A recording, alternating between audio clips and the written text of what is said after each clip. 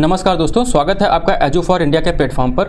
और इंग्लिश का आपका ये जो टेस्ट है वो 5 नंबर का है और ये आपका इंपॉर्टेंट है। हाई कोर्ट के जो एग्ज़ाम होने हैं आपके ग्रुप सी, डी और स्टेनोग्राफर, इसके साथ साथ में यहाँ पर जो ड्राइवर का एग्ज़ाम है उसके लिए भी इंपॉर्टेंट है, क्योंकि लगभग आपके जो 10 साल के जो प्रश्न हैं इनको एनालिसिस करके यहाँ पर हम आपको प्रैक्टिस करवा रहे हैं और देख रहे हैं कि जो जो चीज़ें यहाँ पर इंपॉर्टेंट हैं, ठीक है, उनको यहाँ पर हम शामिल कर रहे हैं। अब इंपॉर्टेंट में क्या है कि जो क्वेश्चन सॉल्व करें तो हम यहाँ पर जो टॉप 25 क्वेश्चन हैं उन्हें तो कवर करेंगे, ठीक है, लेकिन इसके साथ में हम कुछ रिवीजन करेंगे उन चीज़ों का जो बार बार रिपीट हो रही हैं।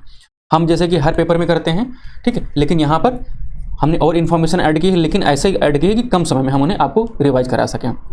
तो एंटोनिम है, सिनोनिम, वन वर्ड और फ्रेजल वर्ब है। तो ये जो इंपॉर्टेंट हैं उन्हें हम यहाँ पर इंक्लूड कर रहे हैं आपके लिए। और टेलीग्राम पर आपको इसका सेट मिल जाएगा, वहाँ पर आप जाकर के इसको टेस्ट दे सकते हैं। आंसर की भी आपको वहाँ पर मिल जाएगी, कोई चार्ज उसके लिए नहीं है। कंप्रीहेंशन आप वहाँ से जाकर के फ्री में कर सकते हैं। और इसके बाद में यहाँ पर जो क्लास में आपका जो आर्टिकल है इस वाले पोर्शन में और जो प्रीपोजिशन है, फ्रेजल वर्ब है, इनको हमने यहाँ पर काफ़ी अच्छे से शामिल किया है और जिसे हम अच्छे से कवर करेंगे। और ये जो क्वेश्चन है तो इसमें हम यहाँ पर जो क्वेश्चन शामिल करें तो जो ग्रुप सी का एग्जाम हुआ था इसमें जो क्वेश्चन पूछे जा चुके हैं, ठीक है, ये वाला इस दिन को पेपर हुआ था, तो आप कह सकते हैं कि आपका प्रीवियस ईयर के जो क्वेश्चन है उनका एनालिसिस और किस तरीके से जो रिपीटेड जो यहाँ पर फैक्ट आ रहे हैं बार बार, ठीक है, जो चीज़ें आ रही हैं उनको हमने यहाँ पर भी शामिल करें। जैसे कि यहाँ पर एंटोनिम में, सिनोनिम में, वोकैब से, और वोकैब में आपके मिसस्पेल्ड यहाँ पर बार बार ढूंढना है। और ठीक है, क्वेश्चन भी आपसे पूछे जा रहे हैं, कभी पूछा जा रहा है कि करेक्टली स्पेल बताओ, कभी कभी पूछा जा रहा है कि जो मिस स्पेल्ड है उन्हें बताओ। तो यहाँ पर आपको पता तो है, लेकिन जो क्वेश्चन का फॉर्मेट बार बार बदला जा रहा है, ठीक है, एक ही इन्फॉर्मेशन को कई तरीके से पूछा जा रहा है, तो वो चीज़ों को हम यहाँ पर शामिल किए हैं। तो चलिए देखते हैं कि सबसे पहला जो प्रश्न है आपका, इसमें पूछा गया कि identify the correctly spelled word. यहाँ पर हमसे पूछा जा रहा है, एग्जाम में ध्यान रखना कि करेक्टली स्पेल्ड वर्ड, यानी कि हमें वो आइडेंटिफाई करना है जो सही है। अब सही इसमें कौन सा है, तो आप यहाँ पर देखोगे विकल्प डी में DESCENT, डिसेंट जो है ये सही है, ठीक है। अब ये जो डिसेंट लिखा हुआ है इसका मतलब हो जाता है आपका अवरोहण, ठीक है। अवरोहण का मतलब क्या हो जाता है कि आरोहण तो होता है कि ध्वजारोहण, यानी कि ध्वज का रोहण किया, यानी कि फहराया, ऊपर उठाया। अब अवरोहण का मतलब हो जाता है कि नीचे ले आए। नीचे का मतलब ये क्या हो जाएगा, कह सकते हैं कि हम ढाल, ठीक है। तो इसका एक सिनोनिम होता है जो आपके एग्जाम के लिए इंपॉर्टेंट, सिर्फ उन्हीं को हम आपको बता रहे हैं। उसका है डाउनग्रेड, यानी कि DOWNGRADE, डाउनग्रेड, ये इंपॉर्टेंट है आपके लिए। इसका एक और सिनोनिम है, नोट कर लीजिएगा आप, टिल्ट, ठीक है। एक तो टिल्ट हो गया। अब यहाँ पर जो दिया गया है एब्सेंस, तो एब्सेंस क्या है, ये गलत है। एब्सेंस का आप जानते हैं कि क्या होता है, अनुपस्थित, ठीक है। अब यहाँ पर स्पेलिंग क्या गलत, तो यहाँ पर लिखा हुआ ABSENSE, तो यहाँ S लिखा है, उसकी जगह पर आप C कर दीजिएगा, स्पेलिंग सही हो जाएगी, जिसका मतलब होता है अनुपस्थित। फिर यहाँ पे लिखा हुआ अपारेंट, अपारेंट का जो मतलब होता है वो हो जाता है आपका स्पष्ट, स्पष्ट यानी कि आप जानते हैं क्लियर। इसका एक सिनोनिम होता है, नोट कर लीजिए, इंपॉर्टेंट है, MANI, मैनिफेस्ट, FEST, ठीक है। ये भी क्या होता है, स्पष्ट करना।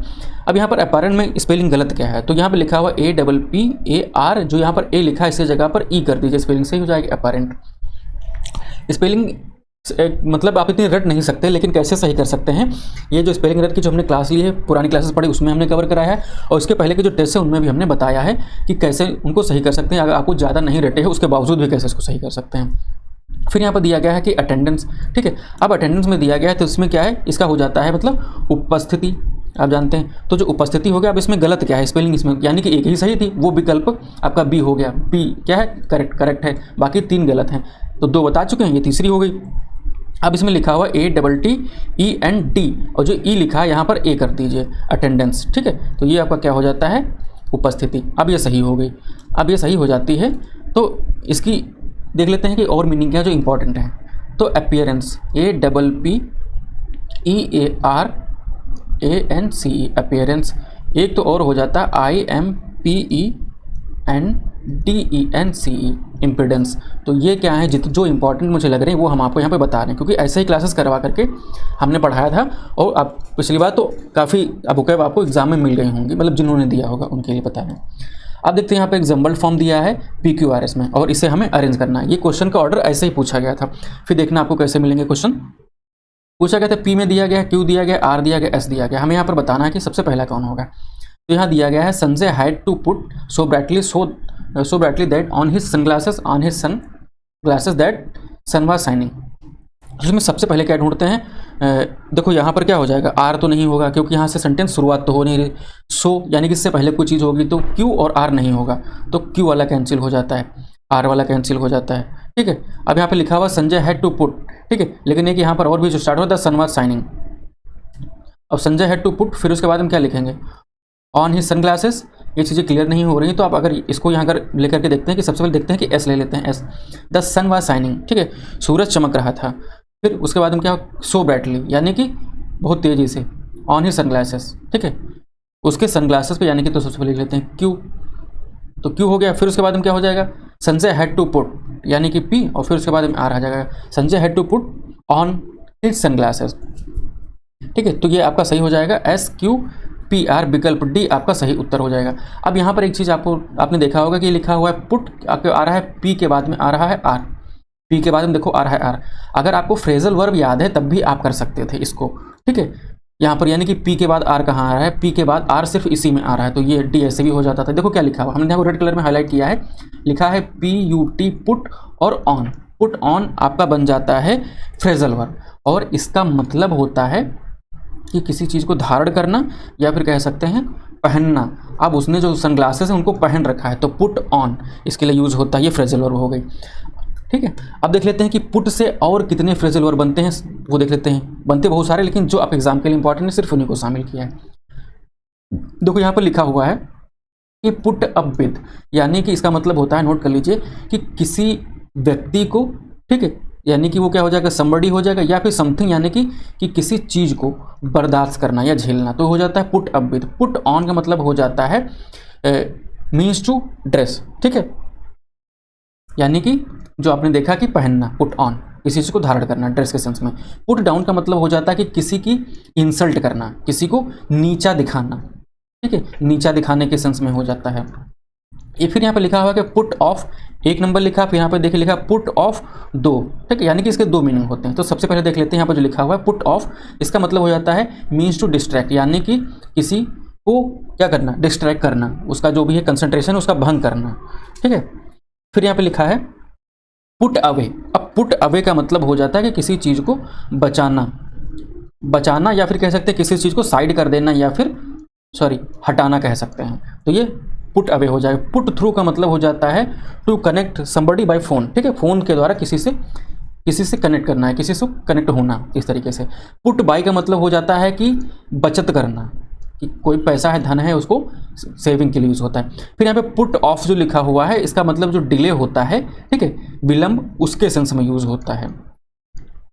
तो ये पुट के लिए जो इंपॉर्टेंट थे उन्हें हमने यहाँ पर कवर लिया, तो आप कवर के लिए तो आपने क्या देखा, आपके यहाँ पर फ्रेजल वर्ब कंप्लीट हो गए। अब देखते हैं, देखिए आपसे क्या पूछा जा रहा है, क्वेश्चन नंबर 3 में सिनोनिम बताना है, ठीक है, करेक्ट सिनोनिम बताना है।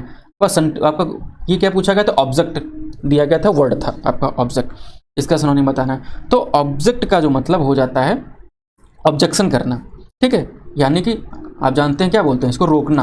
अब ऑब्जेक्शन कर रहे हैं तो रोकने के अलावा क्या बोल सकते हैं कि आपत्ति करना, तो आपत्ति की जा रही है, तो यहाँ पर आपका विकल्प ए सही हो जाएगा, क्योंकि अपोज का मतलब भी होता है कि रोकना या फिर आपत्ति जताना, तो विकल्प ए आपका सही उत्तर हो गया। अब जो यहाँ पर अप्रूव दिया गया है, तो अप्रूव का मतलब होता है कि किसी चीज़ को अनुमोदन कर देना, ठीक है, या फिर उसको स्वीकृति प्रदान कर देना। अब इसके लिए एक फ्रेजल वर्ब है जो आपके एग्जाम के लिए काफ़ी इंपॉर्टेंट है, वो आपकी हो जाती है कैरी ऑन,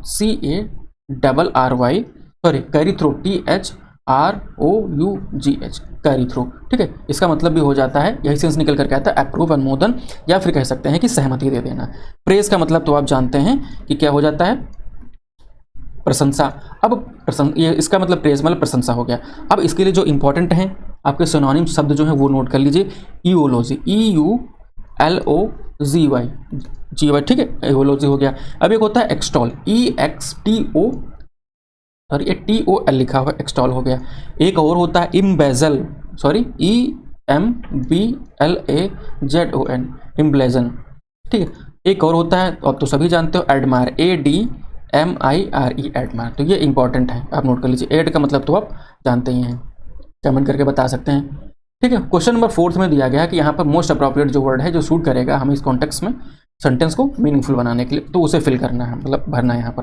तो ये सारे आप देख पा रहे हो क्या है, ये इन, एट, ऑन, फॉर, ये क्या है, ये प्रीपोजिशन है। और आप कम से कम समय रिवाइज करने के लिए आप प्रीपोजिशन की क्लास कर सकते हैं, जो आपको प्लेलिस्ट में मिल जाएगी इंग्लिश के हाई कोर्ट के स्पेशल जो वहाँ पर हैं। और उसके साथ में जो जितने लगभग 10 साल के जो क्वेश्चन वो भी वहाँ पर आपको मिल जाएंगे सिर्फ प्रीपोजिशन के। फिर देखते हैं क्या पूछा जा रहा है कि Suman's birthday is next Sunday. अब इसका जो सुमन का बर्थडे है तो नेक्स्ट संडे को है, तो यहाँ पर जो स्पेसिफिक यहाँ पर क्या दिन बताया जा रहा है, तो यहाँ पर क्या यूज़ होगा, यहाँ पर फॉर तो यूज़ नहीं होगा, इन नहीं यूज़ होगा, एट नहीं यूज़ होगा, ऑन का यूज़ होता है, तो विकल्प से सही उत्तर हो जाएगा। अब बताते हैं कि यहाँ पर एट का यूज़ क्यों नहीं हुआ, ऑन का यूज़ क्यों हुआ। तो यहाँ पर हम कवर करते हैं, आपको रिवाइज कराते हैं प्रीपोजिशन। अब प्रीपोजिशन में लिखा हुआ, जैसे कि हमने क्या किया, यहाँ पर देखिए, यहाँ पर क्या कर दिया कि हमने बोला कि ऑन संडे होगा, ठीक है। तो यहाँ पर जब आप देखते हो ऑन लगता है तो वो दिन आपका जब होता है डेज या फिर डेट्स, या दिन या फिर तारीख दिनांक के लिए होता है। देखिए on Saturday, on Tuesday, on 9 में यानी कि 9 मई को, ऑन 12 अप्रैल 2012, या फिर on New Year's evening, eve मतलब शाम को, ठीक है, पूर्व संध्या पर। ईव का मतलब होता है यहाँ पर पूर्व संध्या, ऑन क्रिसमस डे, ये हो गया। अब इनका यूज़ कहाँ पर होता है, ये यूज़ होता है महीना, साल और लंबे टाइम के लिए यूज़ होता है, जैसे कि इन पास्ट, इन फ्यूचर, इन 1980 या फिर इन 1947, ठीक है, जब देश आज़ाद हुआ था। इन, या फिर बोलते हैं इन द आइस एज, जब क्या था, जब यहाँ पर हिमयुग चल रहा था, ज्योग्राफी में पढ़ते होंगे, ठीक है, इन द समर। अब एट का यूज़ कहाँ होता है, तो ये देखो मैं टाइम के परिप्रेक्ष्य में बता रहा हूँ, ये स्पेसिफिक टाइम डिनोट करता है, यानी कि एट 5 o'clock, ठीक है, at 12:30 AM, at sunset, at the moment, किसी मतलब किसी क्षण की बात हो जा रही, या फिर एट सनराइज, बेड टाइम, नून, ठीक है, और डिनर टाइम, इन सब के लिए एट यूज़ हो। तो प्रीपोजिशन आपने एट देखा, प्रीपोजिशन देखा टाइम के परिप्रेक्ष्य में, देखो ये स्पेसिफिक टाइम के लिए एट यूज़ होगा। फिर से देख लीजिए, ये यूज़ होगा आपके महीना, साल और एक लंबे मतलब टाइम के लिए यूज़ होता है। और यहाँ पर जो आप देख पा रहे हैं कि जो ऑन दिया गया वो डेट, दिन, और क्या हो जाएगा, तारीख के लिए यूज़ होगा, ठीक है। अब और देख लेते हैं ऑन, इन, एट कहाँ कहाँ यूज़ होगा। तो देखिए ऑन का अगर सबसे पहले यूज़ होता है तो आपने देख लिया, पढ़ा होगा कि सरफेस, मतलब किसी को पॉइंट आउट करते हैं कि किसी सतह पर कोई चीज़ रखी है, जैसे क्या, on the table, on the floor, ठीक है।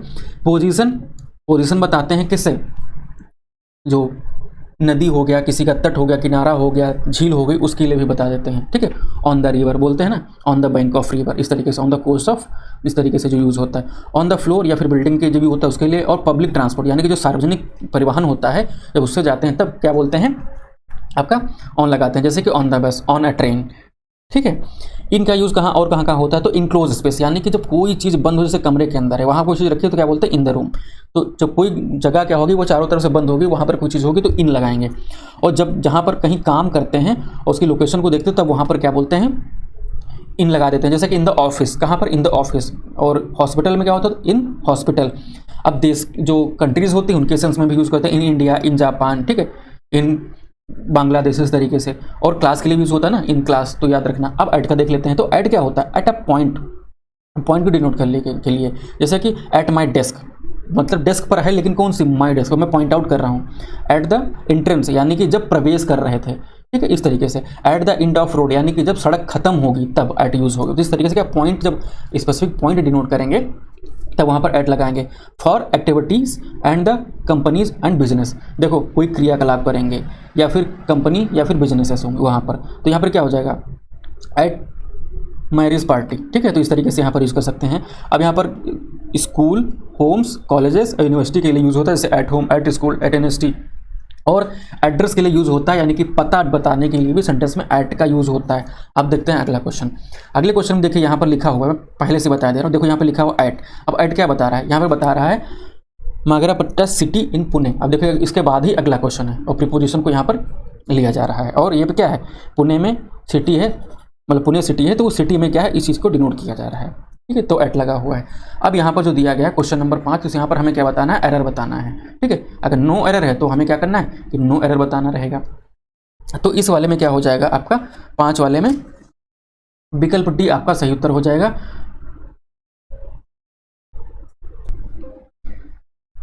विकल्प डी, आर यानी कि कोई एरर नहीं है, तो आर कहाँ पर दिख रहा है आपका, सॉरी सी, विकल्प सी सही होगा। और यहाँ के हिसाब से लास्ट वाला, ये सिर्फ मैंने बताने के लिए प्रीपोजिशन को हाईलाइट किया था, और ये जो वाक्य है वो शुद्ध है, ऐसे ही एग्जाम में पूछा गया आपसे।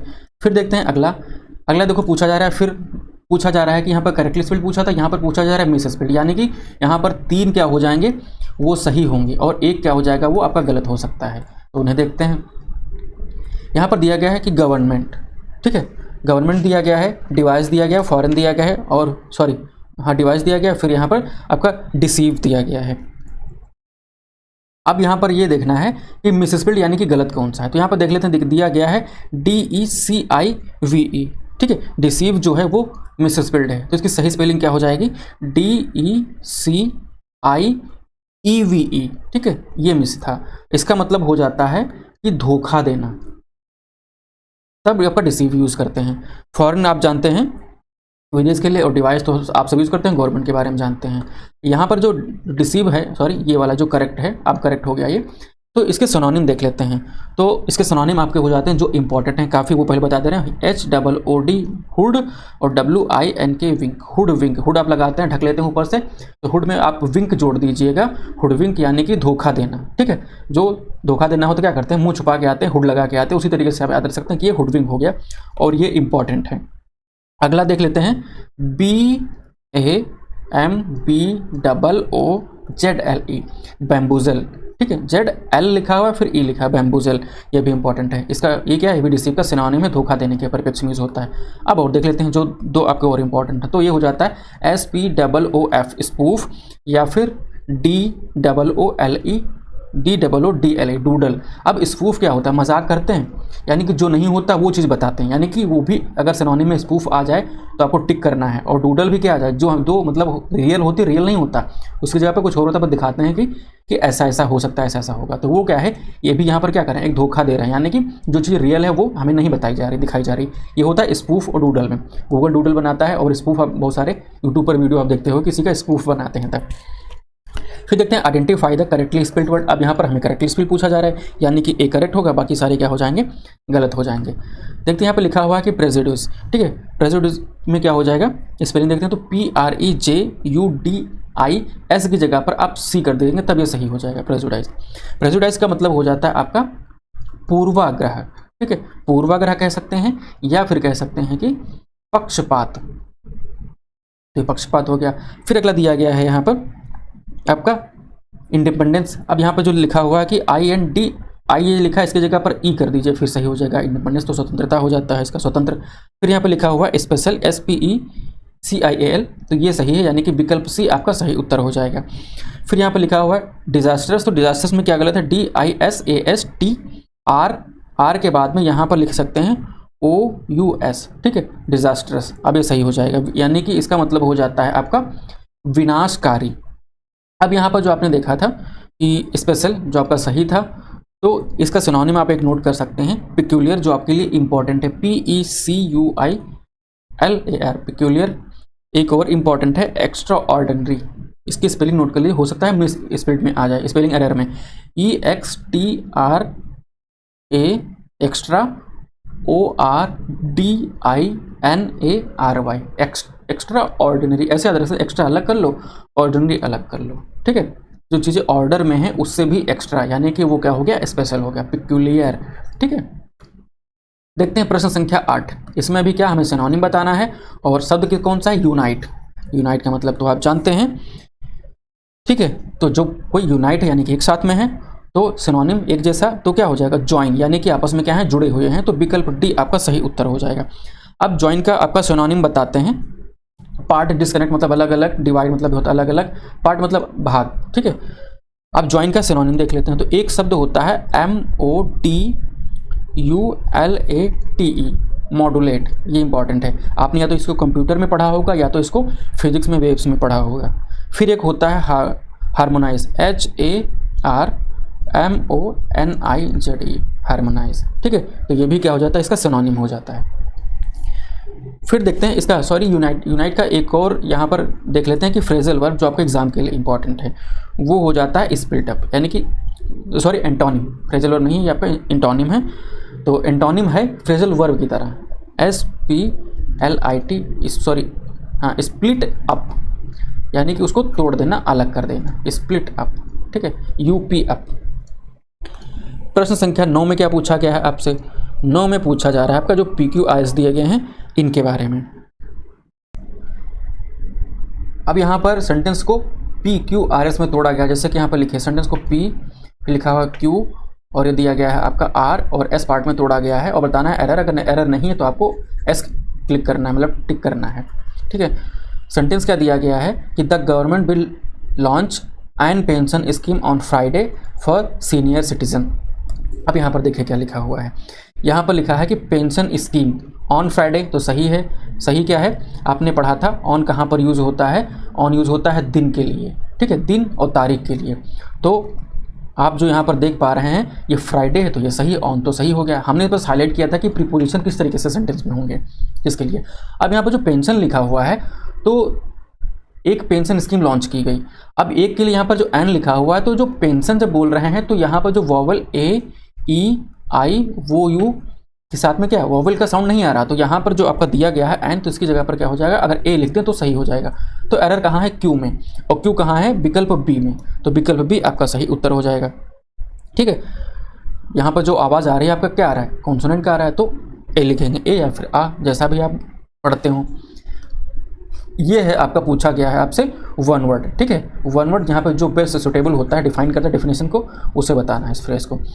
आपका सेंटेंस क्या दिया गया, the study of societies and peoples of the past, यानी कि अध्ययन की बात कही जा रही है, एक ऐसा अध्ययन जो समाज और जो उसके लोग जो होते हैं उनके पास के बारे में, यानी कि जो बीत चुका है उसके बारे में अध्ययन करते हैं। देखिए किसके, लोगों के बारे में और समाज के बारे में, सोसाइटीज़ के बारे में। तो ऐसे लोग कौन होते हैं, तो ये हो जाते हैं आपके आर्कियोलॉजी, ठीक है। आर्कियोलॉजी को क्या बोलते हैं, इनको बोलते हैं पुरातत्व शास्त्र, यानी कि पुरा तत्व शास्त्र। लॉजी लगा हुआ है तो क्या हो जाता है, ये अध्ययन से या फिर शास्त्र से संबंधित हो जाता है। तो अध्ययन मतलब देखो स्टडी पहले से लिखा हुआ, तो ये पुरातत्व शास्त्र हो जाता है। अब इस स्पेलिंग को आपको मिसस्पेल्ड में पूछा जा सकता है, क्योंकि इससे पहले कई बार पूछा जा चुका है। तो इसको याद करने का तरीका क्या है, इसको तोड़ लो। कैसे तोड़ ले, आप याद रखो पहले ARCH, ठीक है, ARCH आपने याद कर लिया, फिर याद कर लो LOGY, लॉजी, लॉजी या लॉगी जैसे पढ़ते हो आप। अब बचा क्या, बीच में आप याद कर लो AEO। अब आपको स्पेलिंग ये भूलनी नहीं है, आर्क लॉजी AEO खाली याद रखना बीच में, क्या है, इसको हमें इन दोनों के बीच में सेट कर देना है, आपका आर्कियोलॉजी हो गया, ठीक है। अब यहाँ पर जो लिखा हुआ है सबसे पहले देख लेते हैं। अब ये जहाँ पर चार हैं, ठीक है, चारों का मीनिंग देख लेते हैं क्योंकि चारों इंपॉर्टेंट हैं। एटिमोलॉजी, तो इसको बोल देते हैं, आप अगर सर्च करके कहीं देखोगे तो आपको लिखा मिलेगा कि शब्द साधन। इसका मतलब हो जाता है कि जब रूट वर्ड आप पढ़ते होगे ना, बताते हैं कि इस शब्द की उत्पत्ति कहाँ से हो, इसका इतिहास क्या, उसकी व्याख्या करते हैं, तो ये सब चीज़ों को वो क्या बोल देते हैं एक शब्द में, एटिमोलॉजी, ठीक है। फिर यहाँ पर लिखा है एस्ट्रोलॉजी, तो एस्ट्रोलॉजी को आप जानते हो क्या बोलते हैं कि ज्योतिष शास्त्र, ठीक है। बताते हैं कि आपके ग्रह सही चल रहे हैं या गड़बड़ चल रहे हैं, तो आपको इतना पैसा देना होगा, तिलक लगा के बैठेंगे सब सही हो जाएगा। तो ये सब आप एस्ट्रोलॉजर आपका एप्लीकेशन आता है, बहुत ज़्यादा उसमें होता रहता है, तो आप देखते रहोगे तो वही सब कनेक्ट करके इसको याद कर सकते हैं। फिर दिया गया फिलॉसफी। अब फिलॉसफी को आप जानते हैं क्या बोलते हैं कि ज़्यादा ज्ञान मत दो, ठीक है। ज्ञान मतलब क्या हो जाता है, यहाँ पर अगर हिंदी में देखें तो दर्शन शास्त्र हो जाता है, दर्शन शास्त्र, इसको फिलॉसफी बोलते हैं। अब देखते हैं क्वेश्चन आपका जो 11 नंबर था, इसमें पूछा गया कि मिसस्पेल्ड, क्योंकि देखो ये कभी कभी अरे एक ऑर्डर में पूछते हैं, कभी कभी एकदम तोड़ करके, एक यहाँ दूसरा वहाँ तीसरा यहाँ। अब देखो ये भी तो पूछ सकते थे कि इसमें सही मतलब स्पेलिंग बताओ, अभी क्या करें, इसमें से गलत स्पेलिंग बताओ, मिसस्पेल्ड बताओ, यानी कि 3 सही होंगे, 1 गलत होगा। तो चलिए देखते हैं 11 में, तो यहाँ पर जो दिया गया है 3 सही 1 गलत है। पहले हम देखते हैं KNOWLE के बाद में यहाँ पर अगर डी लगा दें तो सही हो जाएगा। तो ये हो जाएगा आपका नॉलेज, नॉलेज का मतलब हो जाता है ज्ञान। बाकी एड्रेस मतलब पता, बिलीव मतलब विश्वास, कैलेंडर तो आप जानते हैं, तो ये हो जाते हैं। तो आपका यहाँ पर क्या विकल्प ए सही उत्तर हो जाएगा नॉलेज। 12th में पूछा गया आपसे, एक कोड दिया गया है, ठीक है। सेंटेंस कैसे पूछा गया, ये इंपॉर्टेंट ज़्यादा है। देखिए, choose the correct alternatives which will improve, improvement है the part of the sentence given in quotes, ठीक है। कोट में सेंटेंस में दिया गया जो हिस्सा दिया गया सिर्फ उसी को हमें इम्प्रूव बताना है, इम्प्रूवमेंट बताना है। उसमें क्या दिया गया है, कुमार्स फादर। अब कोट क्या है, देखो यहाँ पर डबल इन्वर्टेड कामा है, डबल इन्वर्टेड कामा है। आपको सब कुछ आता है, सब कुछ पढ़ा, पेपर आपने देखा, लेकिन क्वेश्चन आपके एग्जाम में किस फॉर्मेट में पूछेगा, ठीक है, ये इंपॉर्टेंट है। तो felt very proud that his son had own the match, उन्होंने क्या किया, प्राउड फील किया क्योंकि उनके जो सन था उन्होंने क्या किया था, मैच जीता था। अब यहाँ पर जो आप देख पा रहे हो लिखा है फील वेरी प्राउड, तो फील तो होगा नहीं, क्यों? क्योंकि हमें करेक्शन यहाँ करना है। बाकी के सेंटेंस में यहाँ पर क्या लिखा है? हैड। हैड क्या है? ये आपको दर्शा रहा है पास्ट, तो जब पास्ट दर्शा रहा है तो फेल तो होगा नहीं, तो क्या हो जाएगा? ठीक है, ये आपका हो जाएगा पास्ट फॉर्म, तो पास्ट फॉर्म कहाँ? फेल्ट हो जाएगा। अब फेल्ट कहाँ पर लिखा है? तो बी में भी दिया गया है, फेल्ट वेरी प्राउड और फेल्ट वेरी प्राउडली, तो यहाँ पर देखो प्राउड लिखा है, ठीक है, और यहाँ पर एलवाई नहीं जुड़ा हुआ है, तो डी नहीं होगा, तो विकल्प बी आपका सही उत्तर हो जाएगा। देखिए इस तरीके से दो मिल गए, फिर भी कैसे करेंगे? तो पूरे को पढ़ना है आपको, ठीक है, तो ये हो जाएगा। जैसे आपने पढ़ा होगा V1 V2 V3, अब फील के बारे में देख लेते हैं कैसे होता है। तो देखो बेस फॉर्म V1 फील होती है, जो सेकेंड फॉर्म जाएंगे पास में तो ये फेल्ट हो जाएगी, थर्ड फॉर्म में भी जाएंगे तो आपका क्या हो जाएगा? फेल्ट हो जाएगा। तो उम्मीद है आपको यहाँ पर फील फेल्ट क्लियर हो गया होगा, ठीक है। ये आपका सेकंड वाले में पास्ट सिंपल फॉर्म होता है, ठीक है, और यहाँ पर थर्ड वाले में आपका चेंज हो जाता है, ठीक है, लेकिन यहाँ पर क्या फील फेल्ट आपको ये तीन फॉर्म याद रखनी है। फिर देखते हैं प्रीपोजिशन का क्वेश्चन है, इसमें क्या दिया गया है? Fill in the blanks with the most appropriate word which will suit the context of the sentence, ठीक है। दिया गया है Senthil is the best, all the player. अब प्रीपोजिशन क्या दिए गए हैं? इनटू, अमंग, बिलो और अंडर। अब जो सारे स्टूडेंट हैं उनमें क्या दिया गया है? बिलो उनके नीचे तो नहीं होगा, अंडर वो भी नहीं होगा, ठीक है। इनटू जब कहीं एंट्री मारते हैं तब होता है, अमंग, ठीक है, तो अमंग यूज़ होता है जब कई लोगों के बीच में, यानी कि यहाँ पर क्या लिखा? ऑल द प्लेयर, यानी कि जितने खिलाड़ी हैं उनके बीच में क्या है? वो बेस्ट है, तो यहाँ पर यूज़ हो जाएगा विकल्प बी, यानी कि 13 का क्या हो जाएगा? अमंग हो जाएगा, ठीक है। अब अमंग का मतलब हो जाता है कि कई लोगों के बीच में। अब बिटवीन में कंपैरिजन कभी कभी आता है, तो बिटवीन का मतलब होता है कि दो लोगों के बीच में, ये दो लोग हैं उनके बीच में, ठीक है, कोई चीज़ होती है, कोई व्यक्ति हो जाए, कोई वस्तु हो जाए, यानी कि ऑब्जेक्ट हो जाए, पर्सन हो जाए, ठीक है, तो वहाँ पर क्या होता है? आपका बिटवीन होता है दो के बीच में। तो ये आपको क्लियर हो गया, विकल्प बी। अब देखते हैं 14 नंबर में क्या है। यहाँ पर बताया गया है कि हमें क्या बताना है? करेक्ट एंटोनिम बताना है। आपका ये जो शब्द दिया गया है वर्ड है आपका एबॉलिश। तो एबॉलिश का मतलब क्या होता है? तो सबसे पहले ये देख लेते हैं। तो इसका मतलब आपका हो जाता है समाप्त करना, ठीक है। जब समाप्त कर देते हैं तो उसको क्या बोलते हैं? एबॉलिश, ठीक है। अब इसके जब चीज़ को किसी को समाप्त कर दिया तो कैंसिल कर दिया, ये नहीं होगा। डिस्ट्रॉय मतलब विनाश कर देना, ख़त्म कर देना, ठीक है, मिटा देना, ये नहीं होगा, ठीक है। कॉन्टिन्यू मतलब जो चीज़ क्या है? लगातार चल रही है, ठीक है। तो विकल्प सी, या किसी चीज़ को समाप्त कर दिया लेकिन कोई चीज़ चल रही तो इसका उल्टा, यानी कि विकल्प सी कॉन्टिन्यू लगातार जो चले, तो ये सही उत्तर हो जाएगा। फिर यहाँ पर लिखा हुआ है इरेडिकेट, ठीक है। इरेडिकेट का मतलब हो जाता है किसी चीज़ को मिटा देना या समाप्त कर देना। ये इंपॉर्टेंट है, आप नोट कर लीजिए आपके एग्जाम के लिए, इरेडिकेट, ठीक है। अब देख लेते हैं यहाँ पर फ्रेजल वर्ब एक होती है जो आपके लिए इंपॉर्टेंट है, जिसको बोलते हैं to get rid of. Of के बाद में समथिंग बोल देते हैं, यानी कि किसी चीज़ से छुटकारा पाना। तो ये क्या हो जाता है? याद रखना, आपके लिए मुहावरा है। अब यहाँ पर एक लिखा हुआ है रिड, ठीक है। तो रिड का मतलब हो जाता है टू मेक फ्री, यानी कि मुक्त करना, समझे? तो चीज़ें आपको क्लियर हो गई होंगी इरेडिकेट का। अब यहाँ पर देख लेते हैं इरेडिकेट का एक और अगर आ जाए आपके एग्जाम में तो याद रखना ये भी हो सकता है ROOT रूट और OUT रूट आउट। तो यहाँ पर आपको बोरिंग लग रहा होगा, हो सकता है, लेकिन क्या करें, ये इंपॉर्टेंट है और आपके एग्जाम में पूछी भी जाती हैं। फिर लिखा हुआ है साइंस ऑफ प्लांट्स, यानी कि जो पौधे होते हैं उनका विज्ञान, तो उसको क्या कहते हैं? तो ये क्या है? ये है आपका वन वर्ड, ठीक है, अच्छे से जो बताना है हमें। तो इसको क्या बोल देते हैं? एक शब्द में अगर बोले तो वनस्पति जो विज्ञान होता है, ठीक है, उससे बोलते हैं साइंस ऑफ प्लांट, यानी कि आपका क्या हो जाता है? विकल्प डी सही उत्तर हो जाएगा, यानी कि वो क्या होगी? बॉटनी हो जाएगी। जूलॉजी तो आप जानते हो कि इसको क्या बोलते हैं? जंतु, या फिर क्या कह सकते हैं कि प्राणी विज्ञान। जियोलॉजी, ठीक है, जियोलॉजी आप जानते हैं क्या हो जाता है कि ये भूगर्भ शास्त्र कह सकते हैं, लॉजी लग गया। एंथ्रोपोलॉजी जो लिखा हुआ है इसको क्या कह सकते हैं कि ये जब पढ़ते हैं हम मानव जब जाति का विज्ञान पढ़ेंगे, ठीक है, ये मानव जाति शास्त्र, तब इसको क्या बोलेंगे? आपका एंथ्रोपोलॉजी, यानी कि मानव से संबंधित होगा तब, ठीक है। तो ये समझ में आपको आ गया, बॉटनी, जूलॉजी, एंथ्रोपोलॉजी और जूलॉजी। फिर देखते हैं प्रश्न संख्या 16। अब इसमें क्या पूछा गया? इसमें आपको बताना है बेस्ट एक्सप्रेस, और ये है आपका ईडीएम और फ्रेज। तो ईडीएम फ्रेज हमने काफ़ी सारे अब तक कवर करवा दिए हैं और वो काफ़ी इंपॉर्टेंट है और रिपीटेड हैं, बहुत बार पूछे गए हैं। लिखा हुआ है अ पीस ऑफ केक, यानी कि केक का टुकड़ा। केक का टुकड़ा यानी कि अ स्लाइस ऑफ केक, अभी फ्रेजल वर्ब है तो ये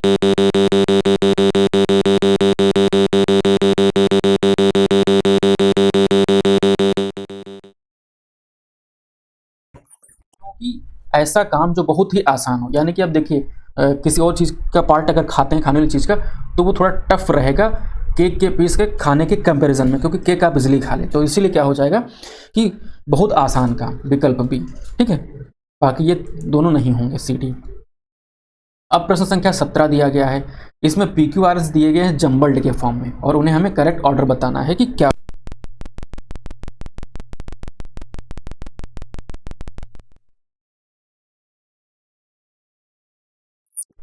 on leave that he would look after.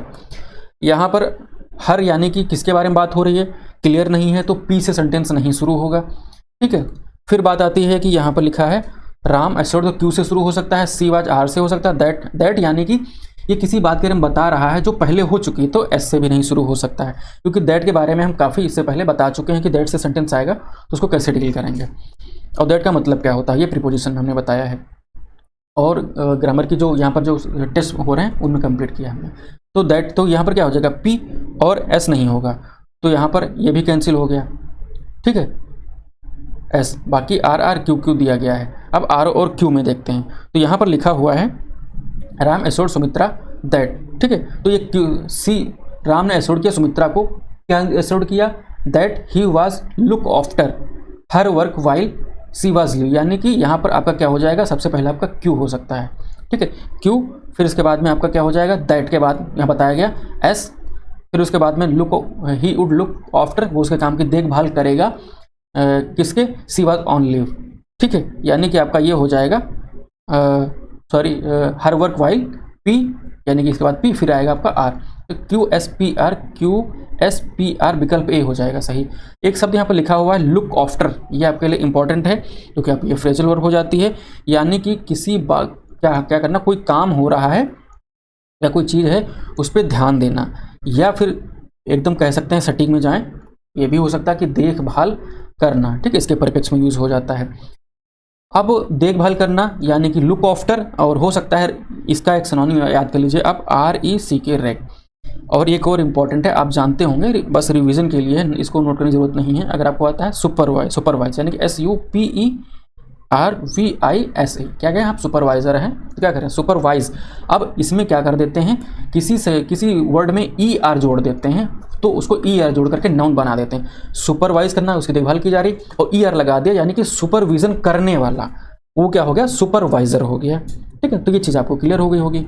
फिर देख लेते हैं प्रश्न संख्या 18 में, इसमें कहा जा रहा है कि choose the best word to complete the following sentence. Rama it's suffering fever with through. ठीक है, ये फ्रॉम, ये तो आप बहुत पहले से पढ़ते हैं कि यहाँ पर कुछ चीज़ सफ़र कर रही होती है तो वहाँ पर फ्रॉम यूज़ करते हैं, तो विकल्प डी आपका सही उत्तर हो जाएगा। फिर लिखा हुआ है कि यहाँ पर हमें क्या बताना है, मीनिंगफुल इडियम फ्रेज बताना है, यानी कि टू प्ले विद फायर, यानी कि क्या बोलते हैं, आग के साथ में खेलना। आग के साथ में खेलने का मतलब क्या होता है, कहते हैं बेटा तुम आग के साथ खेल रहे हो, यानी कि वो क्या हो जाता है कि खतरों से खेलना। अब खतरों से खेलने का जो सेंस है, तो यहाँ पर कौन दे रहा है, the situation of failure beyond the imagination और प्ले विद फायर, तो ये तो लिखा हुआ है, तो ये तो नहीं होंगे। लिखा हुआ to act in a way that is not sensible and take dangerous risk, यानी कि खतरा ले रहे हो, तो विकल्प ए जो होगा वो आपका सही उत्तर हो जाएगा 19 नंबर का। ठीक है, फिर देखते हैं आपका 20 नंबर, तो इसमें दिया गया है कि एंटोनिम बताना है। शब्द आपका कौन सा दिया गया, शब्द दिया गया है आपका बिजी, तो बिजी का मतलब हो जाता है व्यस्त। ठीक है, अब व्यस्त हैं, ठीक है, तो यहाँ पर एक्टिव आपका हमें बताना है एंटोनिम, तो एक्टिव का मतलब आपका हो जाता है सक्रिय। ठीक है, और फिर यहाँ पर आपको जो लिखा हुआ है कि लाइवली, तो लाइवली का मतलब हो जाता है कि कोई चीज़ क्या होता है, जीवित। ठीक है, और या फिर कह सकते हैं कि उत्साहपूर्वक, कहते हैं एकदम जिंदा दिल जैसे बोलते हैं ना, कि किसी मतलब इतना एक्टिव है जो भी है वर्किंग, आप जानते हो। देखिए यहाँ पर लिखा हुआ आइडल, इसका मतलब हो जाता है कि आलसी, तो ये आप इसका चारों में से यही सभी सबसे सही लग रहा है, जो आप इसका एंटोनिम इसका उल्टा हो जाएगा। एक आदमी क्या है, व्यस्त काम कर रहा है, और एक आदमी क्या है यहाँ पर आलसी है। ठीक है, तो ये क्या है, एक दूसरे के अपोजिट हो जाते हैं, तो विकल्प भी आपका सही उत्तर हो सकता है। फिर यहाँ पर दिया गया है आपका पैसेज, एक टेस्ट आपको दिया गया था, तो अगर आपने नहीं किया है तो आप यहाँ पर पॉज करके वीडियो को, इस जो आपका दिया गया पैसेज, इसको पढ़ के क्वेश्चन कर सकते हैं, क्योंकि ये काफ़ी इंपॉर्टेंट है इसकी प्रैक्टिस। और इसको मैंने आपका टेलीग्राम चैनल पर भी पैसेज का PDF दे दिया था और इसके आंसर दे दिए गए थे। तो इसके आंसर बताते हैं। लिखा हो कि फोर्स गैसोलीन पावर्ड जो ऑसिलस कैरियर्स वाज कॉल्ड दैट, इसको क्या बोला गया था, इसको क्वाड्रिक साइकिल बोला गया था। तो विकल्प ए हो जाएगा यहाँ पर, ठीक है। फिर यहाँ पर 22 नंबर में आपसे क्या पूछा गया था, लिखा what was the age of Henry Ford when he died, यानी कि जब वो मरे तो उनकी एज क्या थी। तो आप यहाँ पर ये देखेंगे कि आपसे एग्जाम में 82, 83, 84, 87 हमने ऐसे नहीं, ये ऐसे ही एग्जामिनेटर ने पूछा है, उसी तरीके से हमने आपके सामने प्रेजेंट किया कि आप देखिए कि क्वेश्चन का फॉर्मेट क्या रहेगा। तो यहाँ पर सी यानी कि 84 आपका सही उत्तर होगा। Henry Ford was born in, यानी कि वो कब, हेनरी फोर्ड कब पैदा हुए थे, मतलब वॉज बॉर्न इन तो मतलब कहाँ, मतलब पैदा हुए थे इन, ठीक है, ये पैदा हुए थे मिशिगन में, ठीक है, सिटी की बात हो रही है, इन मिशिगन। फिर लिखा how many siblings did Henry Ford have, Henry Ford के मतलब कितने सिबलिंग्स थे। यहाँ सिबलिंग्स मतलब होता है कि मतलब जो भी होता है भाई भतीजे, मतलब ठीक है, मतलब भाई बहन जो भी होते हैं सिबलिंग्स। तो ये थे आपके 4 ये पैसेज के अकॉर्डिंग, ठीक है। फिर लिखा हुआ है 25 में, यानी कि which of the following work did Henry Ford do, ठीक है, हेनरी फोर्ड ने कौन सा काम किया था। तो क्या किया था, वर्क इन फार्म में काम किया था, वर्क ऑन वॉच घड़ियों पर काम किया था, वर्क ऑन सॉमिल, ठीक है, यानी भूसे की एक मिल थी उस पर काम किया था। तो ये सारे काम किए थे ये पैसेज के अकॉर्डिंग। तो ये आपके इतने क्या हो जाएगा, ये यहाँ पर चीज़ें कंप्लीट होती हैं। और UPSSC का जो लोग भी एग्जाम दे रहे हैं, अगर आप दे रहे हैं तो यहाँ पर टेलीग्राम का एक ग्रुप है डेडिकेटेड मुख्य परीक्षा के लिए। मुख्य परीक्षा में आपके लिए जो कंप्यूटर, हिंदी और आपका क्या होता है UP स्पेशल, जो आपके एग्जाम में कॉमन है, ठीक है, इतना पूछा ही जाना है। तो इनके लिए यहाँ पर फ्री बैच है, आप जुड़ सकते हैं, वीडियो क्लासेस मिल जाएंगी, वहाँ पर टेस्ट क्विजेस मिल जाती हैं, तो आप जुड़ करके इसका भी फायदा उठा सकते हैं। मिलते हैं आपको अगले सेशन में।